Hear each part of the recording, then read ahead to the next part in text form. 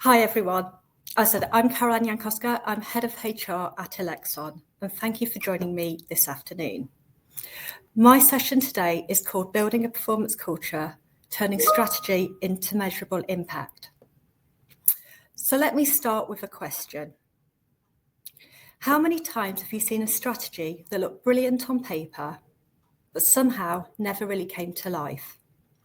At the start, the goals may have been clear and the plan strong, but 6 months down the line, it's business as usual.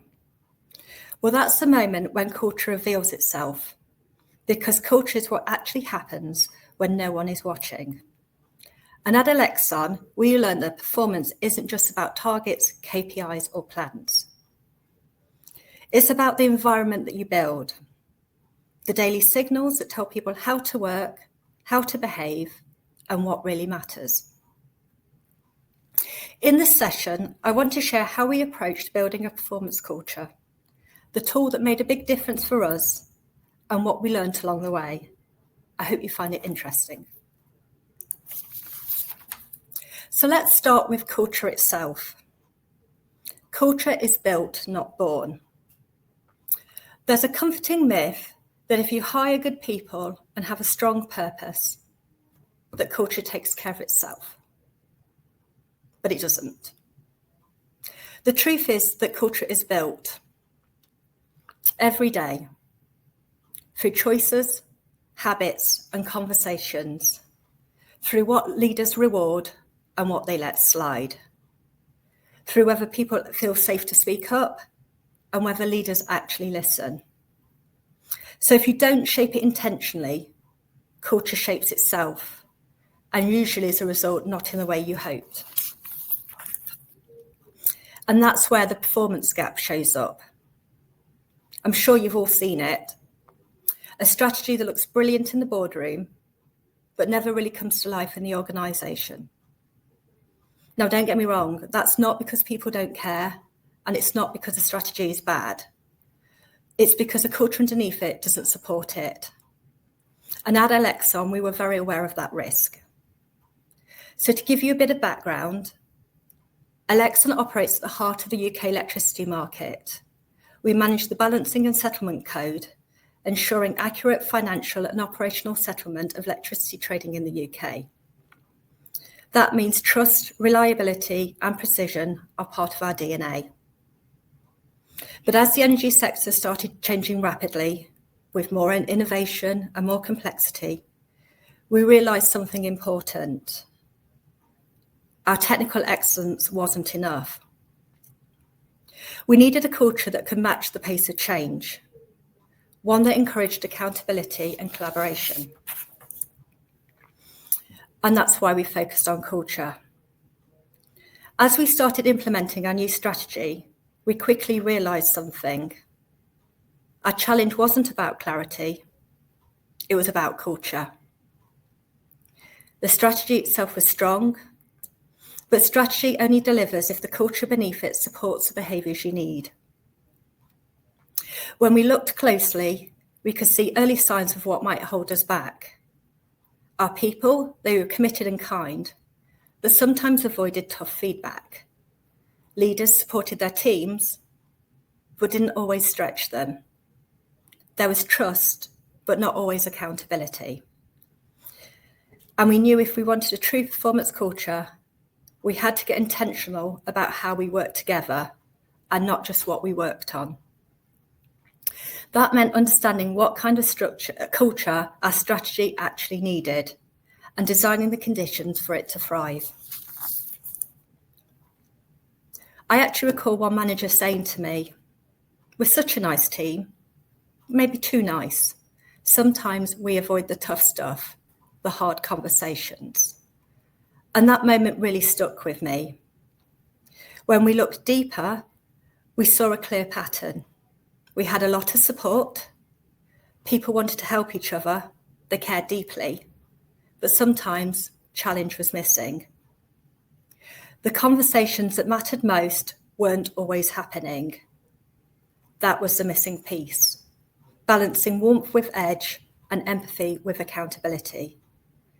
We needed to find a way to make that balance both visible and practical, and something people could actually use in their daily conversations. That's when we discovered the Support Challenge framework. It's a simple idea, a 2x2 grid, but it gave us a language for culture. One axis represents support, the trust, empathy, and encouragement that help people feel safe, valued, and understood. It's the sense that their colleagues and leaders have their back, and that mistakes are opportunities to learn rather than reasons to blame. The other axis represents challenge, the stretch, expectation, and accountability that drive performance. It's a degree to which people are pushed to grow, to take risks, and achieve meaningful results. When you put them together, you get 4 quadrants, each with a very different kind of environment. A low support, low challenge environment will lead to apathy. This is a culture where people feel disconnected and unmotivated. There's little guidance, recognition, or accountability. Work becomes a transactional task, and innovation or engagement struggles to survive. In this sort of environment, people often do the minimum just to get by. In a high support, low challenge environment, you find comfort. Here, people feel safe and cared for, but they aren't being stretched. The environment is nurturing and friendly, but low pressure, which is pleasant in the short term, but can lead to stagnation. People enjoy being here, but growth and high performance are limited. Low support, high challenge causes stress. In this quadrant, expectations are high, but empathy is missing. So people may achieve results, but it may be at the cost of burnout, fear, and turnover. It's a culture of pressure without guidance, competitive, tense, but often unsustainable. And then you have the high support, high challenge environment, where this establishes the optimum environment for performance. And this is a sweet spot. Here, people are both cared for and challenged.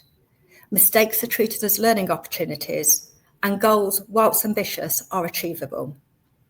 It's a culture of trust, accountability, and growth, where people thrive, collaborate, and consistently deliver their best work. We shared this framework with our organisation, and once people saw it, they immediately recognised themselves and each other in it. Suddenly, what felt like an abstract feelings about their team or manager had a clear language.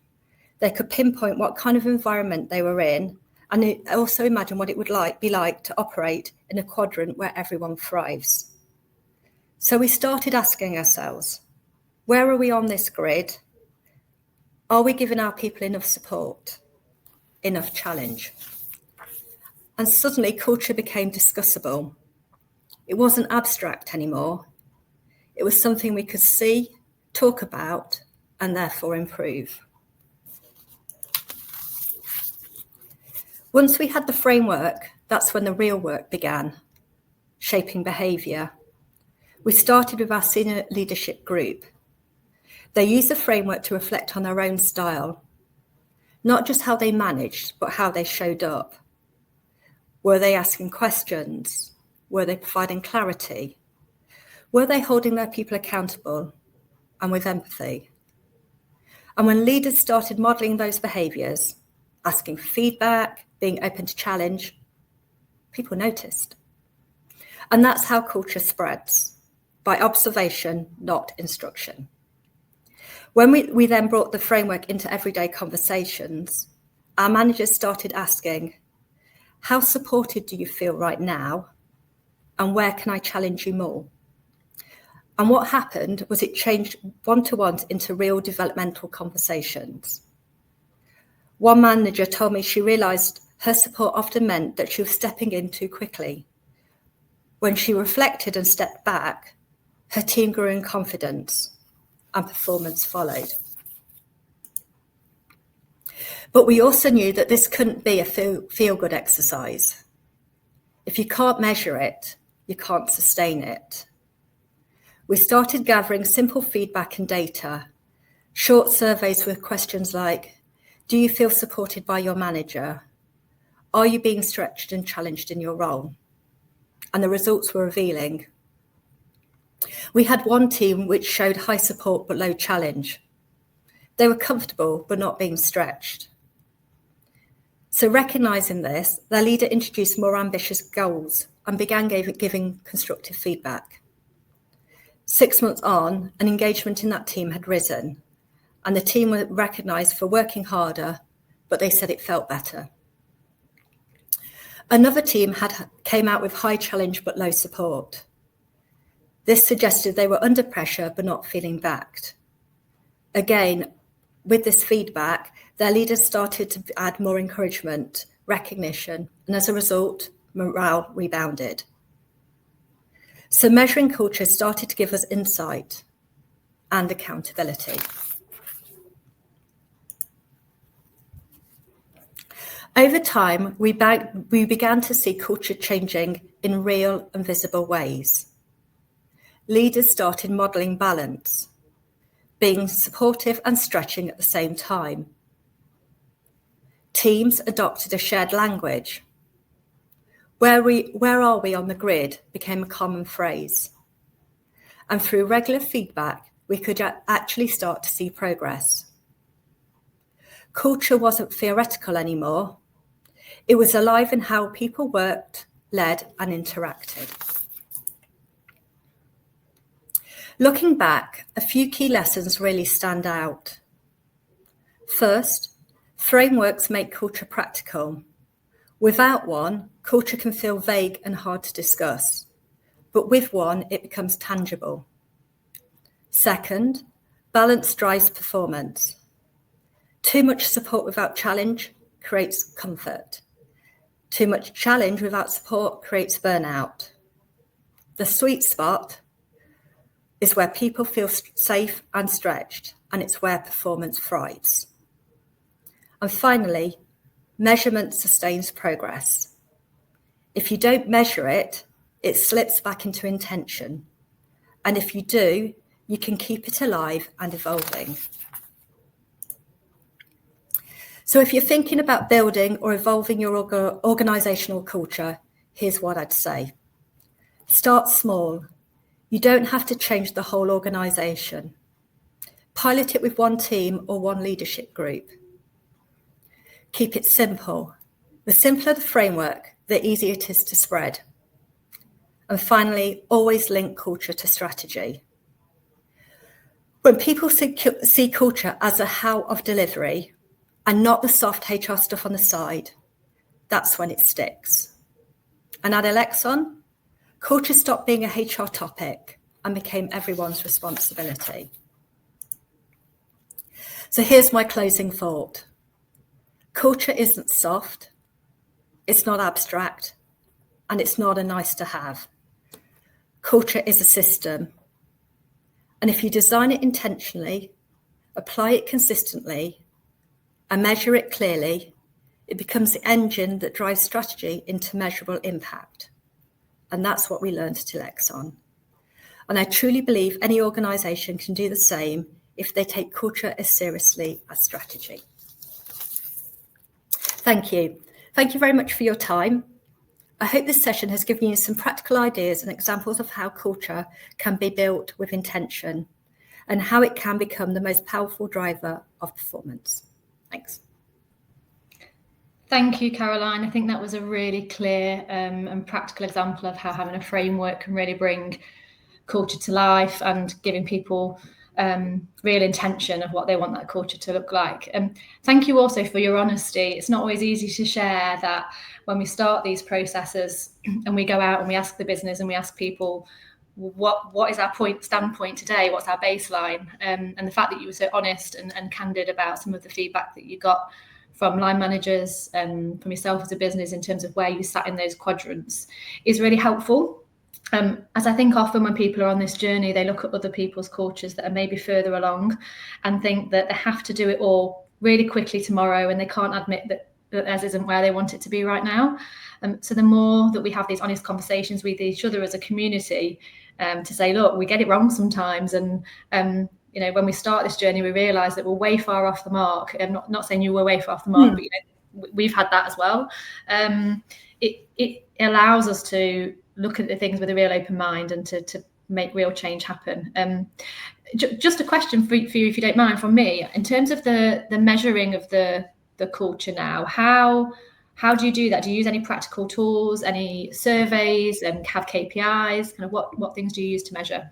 Yeah, what we are now and what we strive to sustain is a high performance culture. So high support, high challenge, but we're not complacent about that. So every year on an annual basis, we'll issue a survey to all colleagues to see where they believe we are. And through a series of questions, both measuring challenge and support, we're able to use those scores to plot where we are. Brilliant. And do you share that with the whole business afterwards, the results? Or like team by team, I guess the results are different. How do you kind of go about then cascading the outputs of that? Yeah, we've done lots of education at all levels of the business to explain what the support challenge framework is, so that when individuals are completing the survey, they understand why. We don't publish absolute scores or anything like that. What we encourage senior leaders to do is to be very open about their own results and to have those conversations with their team to understand, for example, if they're scoring high against challenge and low against support, that feedback from the team in terms of why they answered the questions they did. So it's very much about collaboration and discussing those results with the teams and therefore looking at what they can do on an individual team basis. But where it's been particularly valuable is that opportunity for leaders to reflect not on how they believe they're leading, but how they're being perceived. And did you get much challenge when you first launched this from managers or leaders in terms of like why are we doing this, or fear of what it might show up for them?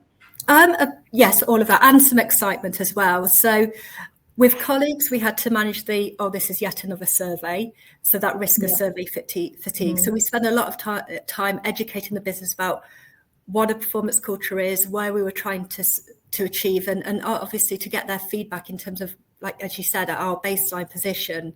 With managers, there was a little bit of apprehension from some individuals, but I think everyone was intrigued by it and actually saw it as a learning opportunity. So I think as with anything, it's about how you engage with leaders and how you kind of explain to them why we're doing it and what they can gain from it. That actually, we find that actually there was a lot of support for the principle.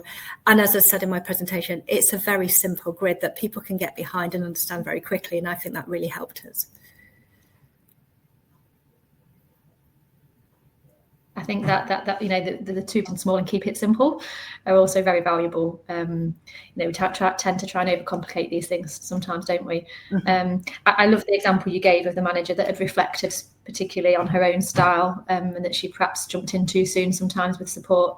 Often the case, managers think they're being helpful by doing that, but actually they're not challenging their teams enough.